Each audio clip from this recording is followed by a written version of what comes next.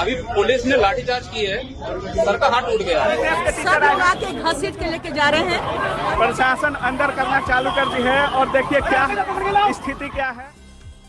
SSC परीक्षाओं में हो रही गड़बड़ियों के चलते देश भर के छात्रों का आक्रोश देखने को मिल रहा है।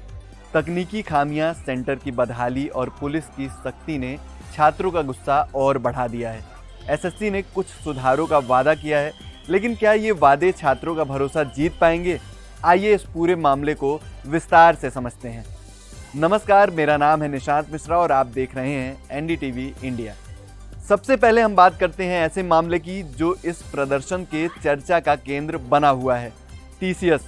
जी हाँ, इस शब्द को आपने कई बार सुना होगा। तो इसका पूरा नाम है टाटा कंसल्टेंसी सर्विसेज, जिसने कई वर्षों तक एसएससी और दूसरी प्रतियोगी परीक्षाएं सफलतापूर्वक करवाई हैं। उसका ट्रैक रिकॉर्ड साफ है, तकनीकी व्यवस्था मजबूत है और सेंटर भी संतुलित होते हैं। इसलिए छात्र चाहते हैं कि एसएससी फिर से टीसीएस को ही एग्जाम लेने की इजाज़त दे।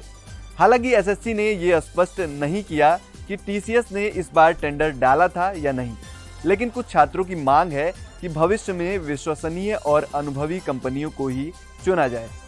अब हमने इस मामले पर छात्रों से, कोचिंग टीचर नीतू मैम से और एसएससी के चेयरपर्सन गोपाल कृष्णन से खुलकर बात की। चलिए जानते हैं क्या है पूरा मामला। जो सीजीएल की भीड़ है, सीएचएसएल की भीड़ है, सर ये संभाल ही नहीं पाएंगे अगर उन्होंने फेज 13 में दिखा दिया कि भाई हम नहीं कर पा रहे हैं। तो इतनी भारी संख्या में जो छात्र अब आएंगे उनका एग्जाम लेना इनके बस की बात नहीं है, क्योंकि ये ऐसे सेंटर्स को एसएससी का सेंटर बना रहे हैं जहाँ पे सर मैं कह सकती हूँ कि एकदम गाँव के जो देहाती लोग होंगे ना, बिल्कुल एकदम जिसके पास कुछ पैसे नहीं होंगे सर, वो भी उस सेंटर को में जाना पसंद नहीं करेंगे।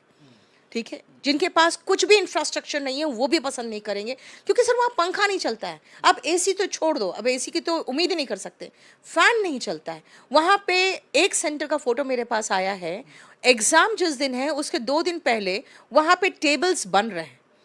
इसका मतलब है कि वो 2 दिन के अंदर ही वहाँ पे वो सारा सब कुछ फिटिंग करेगा। अब वो क्या उम्मीद करते हैं कि आप वो अच्छे से एग्ज़ाम कंडक्ट करा सकता है। मेरे साथ जो प्रॉब्लम हुई, मैं 24 तारीख को मेरा एग्ज़ाम था, बट सडनली मुझे मतलब वो तो स्टार्टिंग डेट था कि 24 से 1 अगस्त तक में एग्ज़ाम होना है, ये पता था। बट मुझे ये नहीं पता था कि मुझे 24 तारीख को एग्ज़ाम देने जाना है। बट सर 22 तारीख को मुझे रात को 11 बजे आता है मैसेज मेल पे कि आपका एग्ज़ाम सेंटर हल्द्वानी पड़ा हुआ है, उत्तराखंड, जो कि मैंने सेलेक्ट ही नहीं किया था सर। उस एरिया में मैंने सेलेक्ट नहीं किया। आपका जो 3 सेंटर्स थे उसमें ये था ही नहीं सर। मैंने जयपुर, आगरा और दिल्ली सेलेक्ट किया था, बट उन तीनों को छोड़ के मुझे हल्द्वानी दे दिया गया। बट सर मैंने जब टिकट 11 बजे रात को एकदम, सर कोई टिकट तो करेगा नहीं, मैंने सुबह उठ के टिकट करने की सोची, तो सर वो 9 बजे मुझे दिखा रहा था कि वहाँ पे छोड़ेगा। जैसे हम माउस को लेके जा रहे हैं ना क्वेश्चन के ऊपर, तो क्वेश्चन माउस जा नहीं रहा है, बार बार उसको वो करना पड़ा है, उसी में टाइम बहुत बर्बाद हो रहा है बच्चों का। और मेरा भी हुआ था, मैं तो मेरा बता रहा हूँ। तो और जो पेन दे रहे हैं ना, मानो ये मानो कि 1.5 या 1 रुपये का पेन है, वो पेन भी सही नहीं है। तो जो एसएससी पहले लेती थी, वो जो जिस पे टेंडर था वो टीसीएस, हाँ, वो पेन तो ठीक ठाक देती थी, कागज़ भी देती थी, अच्छा कागज़ ताकि पेन चले। उस पर पेन चला रहे हो तो पेन के साथ आ रहा है, तो उस पर पेन भी नहीं चल पा रहा है। ये दिक्कत बहुत ज़्यादा आ रही है। इस एसएससी एग्ज़ाम चलाने में कम से कम 4 या 5 अलग अलग संस्थाओं का रोल है। कुछ संस्था है हमारे लिए क्वेश्चंस बना रहे हैं, कुछ संस्था है जो हमारे लिए एग्ज़ाम मॉनिटर करता है, कुछ संस्था है हमारा आईटी प्लेटफॉर्म चलाता है, और उनमें से एक एंटिटी है जिसका नाम आपने अभी लिया, जो एग्ज़ाम कंडक्टिंग एजेंसी है।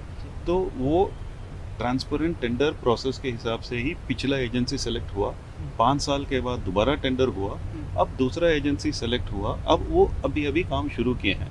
तो अभी मेरा तो ये डिफेंस में तो मैं नहीं कहूँगा, अभी शुरू हो रहा है। तो पहले एग्ज़ाम के लिए इधर उधर सेंटर्स की कमी के कारण लोगों को थोड़ा दूर जाना पड़ा, लेकिन हर इसका भी उनको पेनल्टी होगा, और हर एग्ज़ाम में इसको कम करेंगे जब ज़्यादा सेंटर मिलेंगे, बढ़ेंगे। मैक्सिमम हमारा प्रयास है कि किसी भी कैंडिडेट को 200-300 किलोमीटर से दूर नहीं भेजें। हमें आइडिया है कि वहाँ तक पहुँचने का प्लान में है।